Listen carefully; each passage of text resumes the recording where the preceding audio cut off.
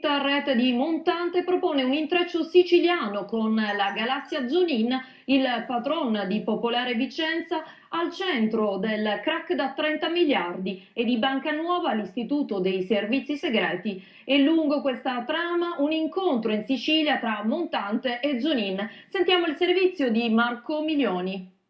Non mancano gli aromi di origine veneta nella inchiesta che la procura nissena sta conducendo contro una presunta cupola spionistica all'ombra della quale avrebbero agito, tra gli altri, altissimi funzionari delle forze dell'ordine o contrascorsi ai massimi vertici dell'intelligence. Fra gli uomini finiti nel mirino degli inquirenti per una indagine che sta facendo tremare i palazzi del potere tra Roma e la Sicilia ci sono Antonello Montante, arrestato, già leader degli industriali isolani, il professore Angelo Cuva, docente di diritto tributario all'Università di Palermo, solo indagato, nonché l'ex presidente del Senato Renato Schifani, anch'egli solo indagato. I tre, come riferì Repubblica, alla vicenda dedicò un approfondimento anche il Fatto, peraltro, furono tra i pochi fortunati ad essere ammessi ad un party esclusivo tenuto all'isola di Salina a metà del settembre 2009.